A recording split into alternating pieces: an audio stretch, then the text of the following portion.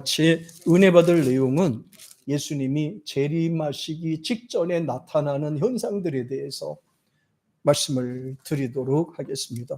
주일날 오후에 계시록 우리가 18장까지 갔잖아요. 거기도 보면 거의 현대 근대사에 이르러서 이제 예수님의 재림 직전에 나타나는 현상하고 맞물려서 설명이 이제 돼가고 있어요. 진짜 현실적이고 직접적인 거거든요.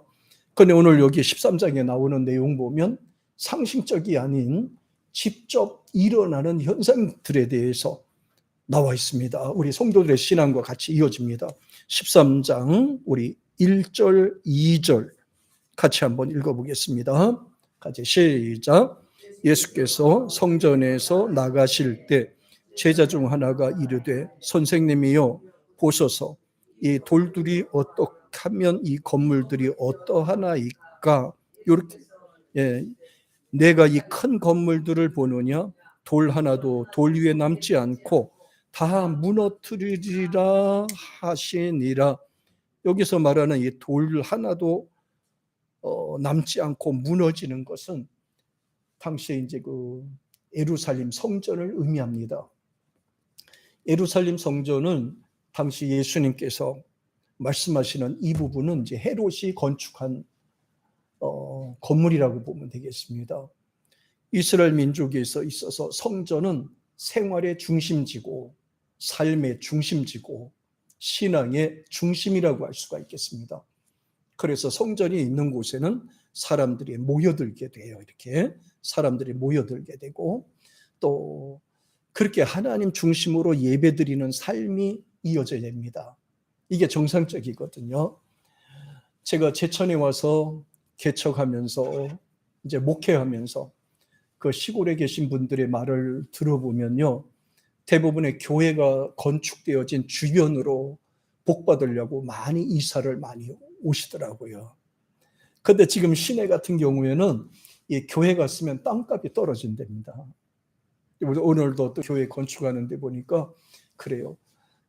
대출을 내는데도 다른 일반 건물보다도 좀 적게 나온대. 왜 그러냐고 그랬더니 교회가 건축되어지면 건물값이나 땅값이 조금 내려간다고. 그래서 거꾸로 되는 거예요. 세상 유행과 세상 문화와 하나님의 이 신앙과 문화가 전혀 다른 겁니다. 왜냐하면 교회는 자꾸 사람들이 가까이 해야지 믿음도 자라고 찬양도 하고 예배도 드리고 하나님의 은혜도 이렇게 늘 유지할 수 있거든요. 근데 세상적인 인본주의는 그렇지 않아요. 교회와 멀리 멀리 떨어질수록 자유롭게 생활하는 것을 좋아하게 되는 겁니다. 네. 오늘 마가복음 11장, 12장에서는 예수님께서 이제 올라가시는 광경을 쭉 설명을 했잖아요. 성전에서 유대 지도자들과 이제 변론하는 내용들이 대부분의 11장과 12장에서 많이 나옵니다. 그리고 예수님께서 변론을 마치고 나와서 이제 예루살렘의 성전에 대해서 예언하신 분이 바로 13장에 대해서 이제 설명이 이루어지게 됩니다. 그러면서 특별히 이 성전 건축에 무너질 것이다. 성전 건축에 무너질 것이다. 요번에 대해서 이제 얘기를 합니다. 왜냐하면은 이제 헤롯 왕이 유대인들의 성전을 건축해 준 이유가 유대인들의 환심을 사기 위해서 건축을 한 거기 때문에요. 굉장히 아름답고 호화스럽고 장엄하게 건축이 되었습니다. 예. 그러니까 모든 사람들이 봤을 때 와, 대단하다. 이 건물은 어지간해서는 넘어지지 않을 거야. 세상은 마지막이 될지 몰라도 세상은 지진이 나고 전쟁이 난다 할지라도 이 예루살렘 성전만큼은 견고해서 절대로 넘어지지 않을 거라는 그런 마음을 갖도록 그래 건물이 완벽하게 진짜 호화스럽고 장엄하게 건축이 되어졌습니다. 옆에서 아무리 포를 쏴도 끄떡없을 정도로 그렇게 건물을 건축하게 되었어요. 그게 바로 직접 헤롯 대왕이 직접 건축 주관자가 돼서 주관해서 짓기 때문에 그렇게 완벽하게 짓게 됩니다. 그런데 예수님께서는 그렇지 않죠. 사람들은 교회 옆에 있으면 절대로 징벌받지 않을 것으로, 교회와 가까이에 있으면 저주받지 않을 것으로, 또 예루살렘 성전에 가까이 하게 되면 평생 하나님의 은혜가 함께할 것으로 그렇게 생각을 했는데, 예수님께서는 건물을 쳐다보면서 눈물을 흘리면서 이 건물은 돌 하나 남기지 않고 무너질 것이다 예언을 하신 거예요. 그러다 보니까 사람들이 전부 다 의아해한 모습으로 바라보게 되죠. 아니, 이 건물이 이렇게 완벽하게 됐는데 어떻게 무너질까? 예. 그런데 성경에 보면 실제적으로 하나님의 진노가 나타났을 때 3번 무너졌습니다. 그 신기하죠. 하나님이 화를 내시면 교회에 있는 사람들을 쫓아내고 성전은 보존해야 되는데, 하나님께서는 진노하시면 성전을 무너뜨리셨어요. 정신적인 장소입니다. 영적 장소입니다. 모일 수 있는 장소입니다. 비빌 수 있는 장소인데 그 교회를 무너뜨린단 말이죠. 다른 나라 사람들 쳐들어와서 돌 하나 남기지 않고 완전히 무너뜨리는 거예요. 참 이해가 참 될 듯 하다가도 안 되는 부분이 많아요. 아니, 하나님이 징계하셨으면 사람들에게 전염병을 주시든지 전쟁을 하든지 포로로 끌려가는 곳으로 하면 되는데, 왜 하나님이 그렇게 정성과 믿음과 이렇게 준 건축물을 왜 저거를 파괴시키게 하실까? 왜 파괴시키게 하실까? 성경에 보니까 3번 건축하고 3번 무너뜨린 사건이 나옵니다. 그게 바로 이제 첫 번째인데, 주전 968년, 주전 968년이니까 예수님이 오시기 전 968년이라 이 말이에요. 오시기 전에. 지금 우리가 2026년에 지금 살고 있잖아요. 2026년에서 800을 더하면은 답이 나오잖아요. 3000년 바로 전에 일어난 사건이란 말이죠. 3000년 전에. 이때 솔로몬이 건축하고 주전 587년에 바벨론 느부갓네살 왕에 의해서 이제 완전히 초토화되어 버렸어요. 완전히 모이지 못하도록 무너뜨려 버렸습니다. 그리고 유다 청년 20만 명을 3차례에 걸쳐서 포로로 끌고 가버린 거지요. 나라가 망하면 이렇게 됩니다. 지금 우리가 큰 소리 치지만 나라가 없으면요, 우리는 떠돌이가 됩니다. 어디 가도 인정받지 못합니다. 나라가 없는 백성은 불쌍한 겁니다. 유다 나라가 망하고 나서 이스라엘 민족이 포로로 끌려가서 70년 동안 생고생한 거를 보세요. 70년이 딱 차니까 이제 바벨론의 페르시아에 의해서 멸망을 당하고, 페르시아 왕이 웃긴 겁니다. 페르시아 왕은요, 무슬림 사람들이거든요. 우상 숭배자들인데요. 신기하게 환심을 얻기 위해서 유다 민족을 해방을 시킵니다. 그때 스룹바벨을 총독으로, 유다를 다스린 총독으로 임명해서 그 사람들과 같이 데리고 와서 건축을 하게 됩니다. 2번째 건축을 합니다. 예루살렘 건축을. 군사들이 늘 도와주고 지켜주죠. 건축할 수 있도록. 이스라엘 사람들은 힘의 원천이 어디 있느냐? 예배에 있기 때문에 예배하는 장소가 없으면 힘을 발휘하지 못합니다. 그러니까 세상 모든 사람들이 이 성전을 무너뜨리려고 하는 겁니다. 우리 크리스찬들의 힘은 어디 있습니까? 예배 드리는 장소에 있습니다. 여기 있습니다. 많은 사람 중에서는 무교회주의를 주장하는 사람도 있어요. 교회 없이 그냥 떠돌면서 예배 드려도 좋다라고 생각하는 분이 있는데, 사탄의 역사지요. 사탄의 역사입니다. 그래서 이제 스룹바벨에 의해서 건축이 되는데 핍박을 많이 받았어요. 주변에 있는 나라들이 건축을 못하도록 계속 방해를 해요. 계속 방해를 합니다. 그러면 유대 사람들은요, 한 손에는 창을 들고, 한 손에는 괭이를 들고, 한 손에는 방패를 들고, 한 손에는 쟁기를 잡고 건축을 했습니다. 예루살렘 성전을 건축을 했습니다. 그것을 스룹바벨 총독이 주관했다. 그래서 스룹바벨 성전이다. 이렇게 얘기를 합니다. 두 번째, 성전이 건축이 되었습니다. 근데 스룹바벨 그 성전은 언제 무너지게 됐느냐 하면은 이제 알렉산더 대왕 이후죠. 시리아의 이제 왕입니다. 안티오쿠스라고 하는 왕이 쳐들어와 가지고 예루살렘 성전을 부분적으로 파괴를 시켜버렸어요. 근데 웃긴 거는요, 이 안티오쿠스라는 이 왕, 시리아의 왕이 어떻게 했냐 그러면 살살 그 유대인들을 긁어요. 야, 너희들 하나님이 어디 있니?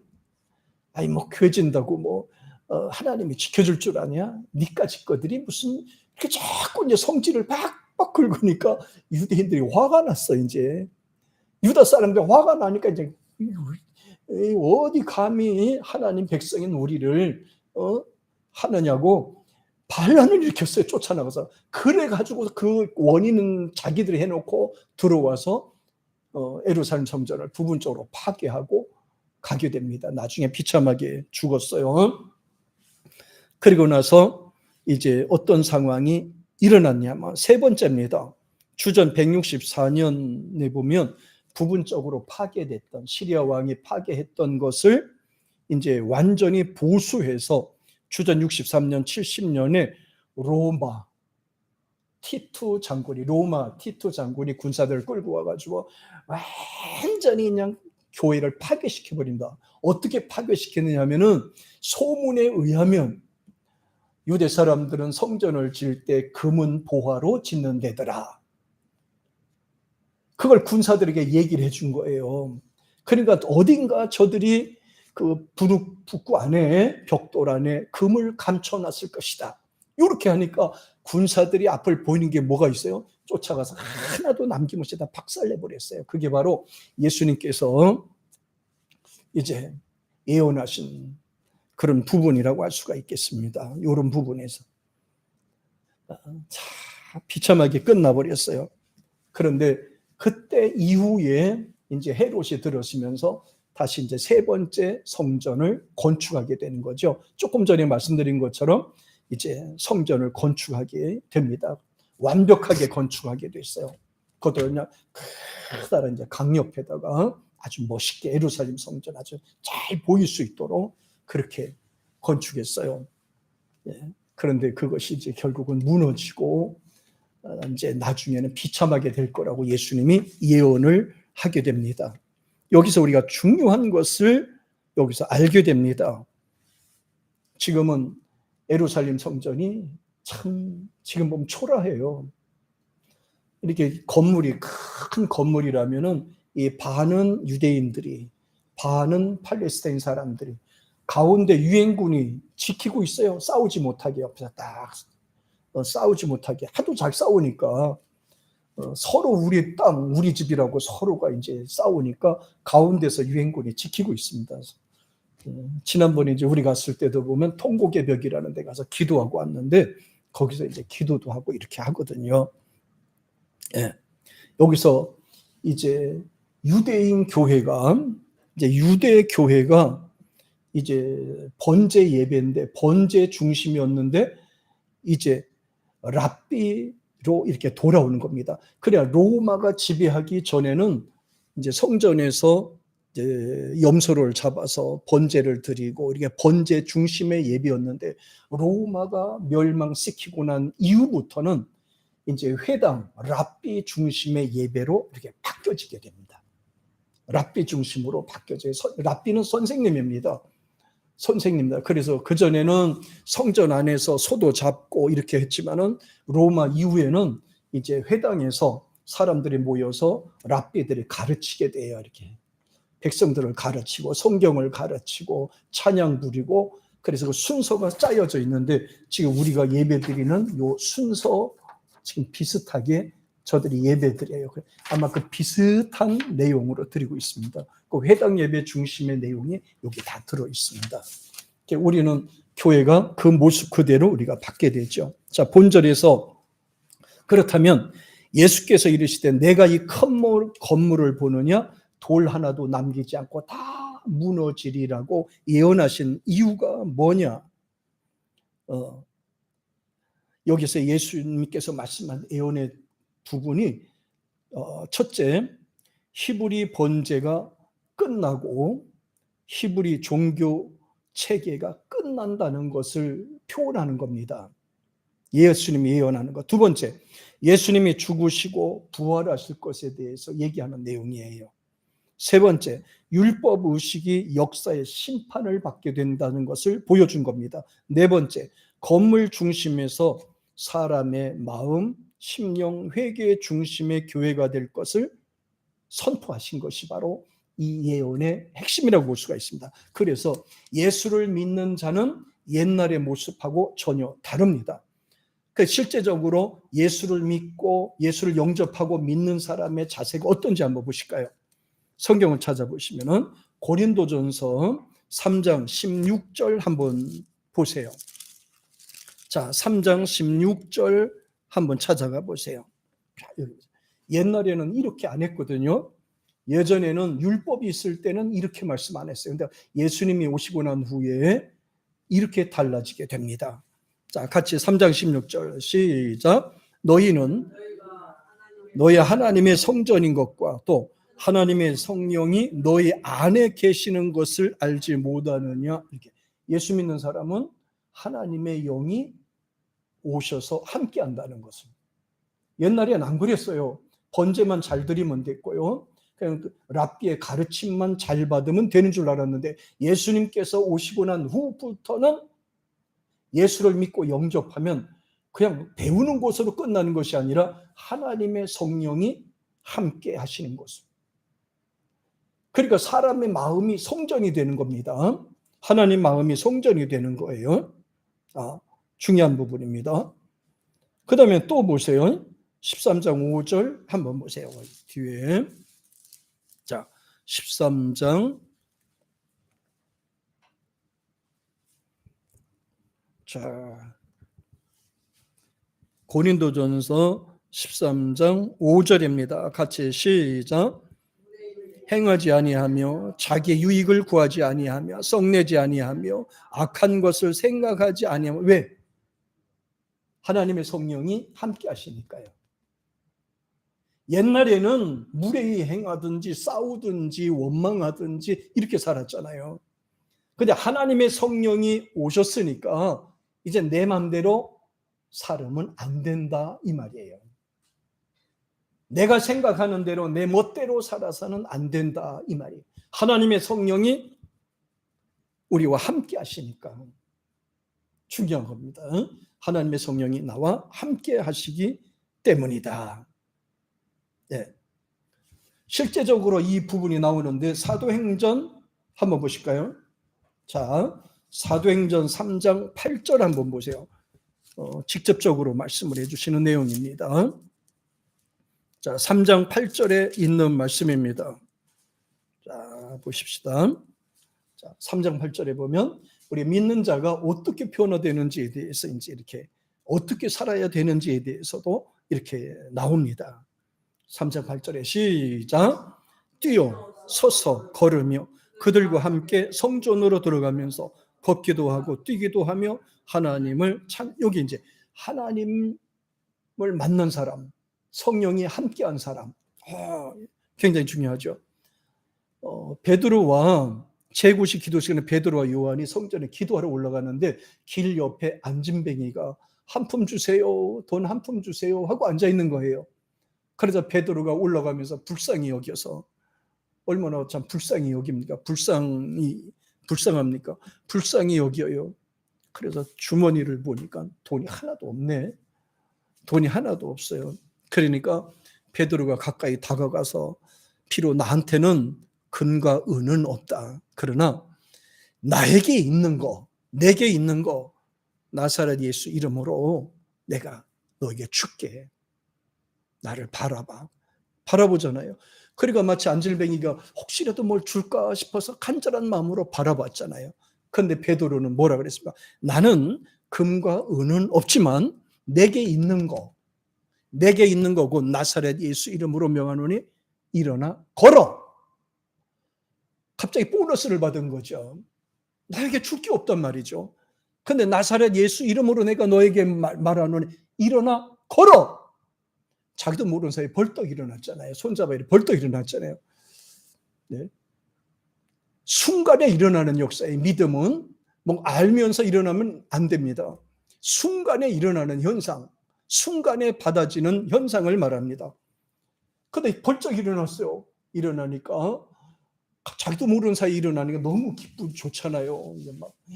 그러니까 막 펄쩍펄쩍 뛰는 거예요. 돈 받는 것보다 더 좋잖아요. 그러니까 뛰면서 찬송 부르면서 성전으로 막 춤추면서 나가는 겁니다. 성전으로 들어가는 겁니다. 이게 바로 예수를 만난 사람이, 예수의 은혜를 받은 사람의 특징이 바로 심령 변화와 외적 찬양으로 영광 돌리는 것으로 나타나는구나. 그런데 우리가 기쁨과 즐거움이 없이 예배 생활을 하니까 얼마나 답답합니까? 그러니까 이것도 생각 저것도 생각, 답답한 생각 나잖아요. 주님 앞에 탁 맡기고 오늘도 하나님이 주시는 찬양으로 하나님께 영광 돌리고 찬양도 신나게 하고 예배도 신나게 드리고 기쁨 가운데 하나님께 맡기면서 사는 거, 찬양과 영광을 돌리는 삶, 이게 바로 성령이 함께하는 생활이다 이 말이에요. 성령이 함께하는 생활. 예. 그런데 예배 생활을 많이 하잖아요. 예배 생활도 보면 내가 인위적으로 기뻐하는 거, 억지로 기뻐하는 거, 따라서 기뻐하는 거, 흉내내며 기뻐하는 거, 마지못해 하는 거, 이렇게 해가지고 성령의 역사가 볼 수가 없는 거예요. 그냥 내가 흥겨워서 하는 것이 찬양이 아니고 하나님의 성령이 임재하여야 되는 겁니다. 그래야 성전이 되는 거란 말이에요. 구약에 아무리 건물을 잘 지어놨다 하더라도 하나님이 임재하지 않는다, 그건 징계의 대상이 되는 겁니다. 회개가 없으면 버림을 받게 되는 것이지요. 회개가 없으면 버림을 받게 되는 겁니다. 주님께서 말씀하셨어요. 믿는 너 안에는 하나님의 성령이 계신 줄 알지 못하느냐. 성령이 너희 안에 계신다. 이 말씀은요, 하나님이 임재하셨다 이 말이에요. 하나님의 영이 나와 함께 하신다 이 말이에요. 하나님의 영이 임재하셨을 때 비로소 그는 성전이 되는 거란 말이에요. 그리고 하나님이 함께하지 않는 예배, 하나님이 함께하지 않는 사람한테는 성전이라고 불리울 자격이 없어요. 하나님의 성령이 함께한 사람은 찬양이 있고 기쁘고 즐겁고 행복이 넘치는 거예요. 소망이 있고 확신이 있고 능력이 생기는 거예요. 기쁘고 즐거운 마음으로 살게 되는 거예요. 성령이 임하셨으니까. 성령이 임하시면 맡기게 되는 거예요. 맡기고 살게 되는 겁니다. 성령이 임하셔야 예배가 되고, 성령이 임하셔야 그리스도인이 되고, 성령이 임하셔야 성전이 되고 진짜 성소가 되는 겁니다. 보실까요? 에스겔서 37장 한번 보세요. 자, 구약 성경입니다. 우리 에스겔서 37장 한번 보세요. 37장 우리 1절입니다. 자, 보십시다. 구약 성경 1209페이지 같이. 자, 시작. 여호와께서 권능으로 내게 임재하시고 그의 영으로 나를 데리고 가서 골짜기 가운데 두셨는데 거기에 뼈가 가득하여라. 자, 하나님의 성령이 임하셨는데, 권능으로 내게 임재하셨는데, 잘 보세요. 응? 권능으로 내게 임재하시고, 성전이죠. 성전에 임재하시고, 자, 내게 임하시고 성전이 되신 거예요. 하나님의 성전이 된 겁니다. 하나님의 권능으로 내게 임재하셨으니까요. 그러니까 그 다음에 뭐가 됐습니까? 그의 영으로 나를 데리고 어디로 갑니까? 골짜기로 가는 겁니다. 하나님의 영이 인도하시면요, 일할 장소로 함께하는 거예요. 하나님의 영이 임재하시고요, 하나님의 영은 나로 하여금 일하게 만드는 겁니다. 나로 활기차게 움직이게 만드는 겁니다. 나로 하여금 활동하게 해주시는 겁니다. 나로 하여금 찬양하게 만드는 겁니다. 나로 하여금 하나님 앞에 영광 돌리도록 하는 거예요. 왜? 하나님의 영이 오시면 나로 하여금 그렇게 인도하시는 겁니다. 그런데 에스겔은 하나님의 영이 어디로 인도하셨어요? 사망의 골짜기, 뼈들만 가득한 곳으로 보내주신 겁니다. 사람이 봤을 때는 불가능한 장소, 비극의 장소입니다. 완전히 저주받은 장소입니다. 그런데 하나님의 영이 임한 사람이 계시면 걱정하지 않습니다. 염려하지 않습니다. 그래서 세상의 모든 사람이 외적으로 봤을 때는 경제적으로, 내실적으로 어렵고 힘들고 답답하고 소망이 없다 하지만은 하나님의 영이 함께한 사람들에게는 그게 걱정거리가 안 되는 거예요. 걱정거리가 안 되는 거예요. 하나님의 영이 함께 하시니까 걱정할 필요가 뭐 있습니까? 예, 하나님께서 참 영이 함께 하시니까 그것이 아골골짝 빈들이라 하더라도요, 그것이 세상 사람들이 봤을 땐 저주받은 장소를 알지라도 하나님의 영이 계신 곳에는 하나님이 역사하시게 됐다 이 말이에요. 하나님이 역사하시게 됐다. 이게 대단한 역사이고 대단한 은혜라고 생각할 수 있어요. 저희가 교회가 여기 짓기 전에 홍우연립 지하에 있잖아요. 우리가 홍우연립 지하에는요, 아이고 냄새가 한 35평대 넓어요. 저렴하니까 거기서 이제 교회 강단 꾸미고 그래서 예배를 드려서 거기서 한 2년 드렸을 거예요.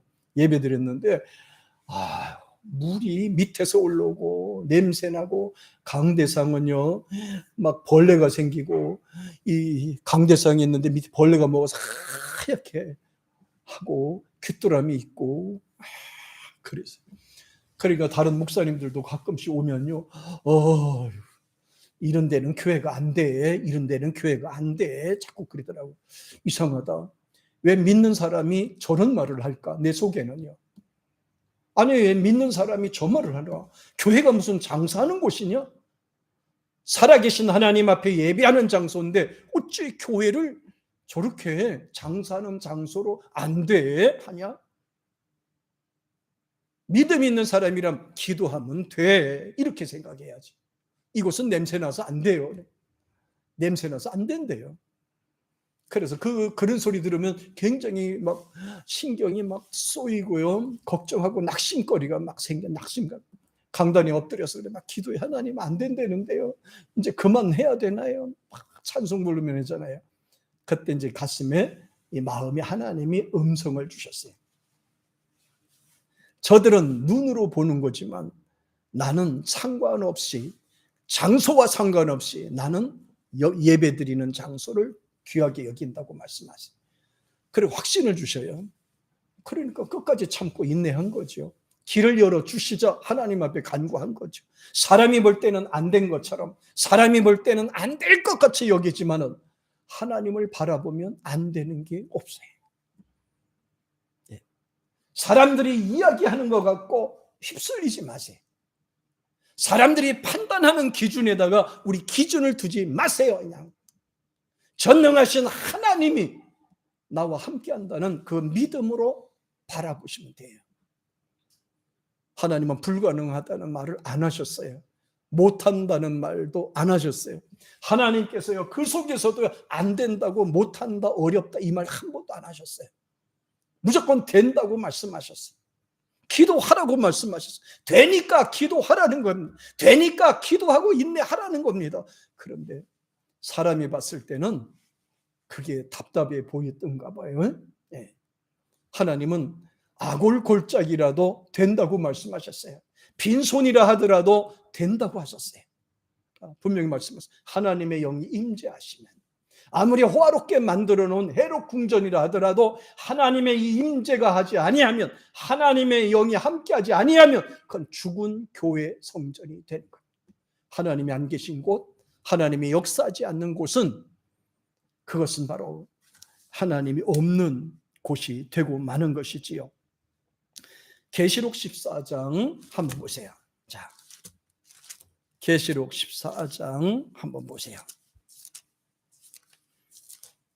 15절입니다. 14장 15절을 한번 보겠습니다. 찾으셨습니까? 413페이지입니다. 같이 시작. 또 다른 천사가 성전으로부터 나와 구름이 앉은 이를 향하여 큰 음성으로 와서 이르되 당신의 낫을 휘둘러 거두소서. 땅의 곡식이 다 익어 거둘 때가 이르렀음이니이다. 어디서부터입니까? 성전으로부터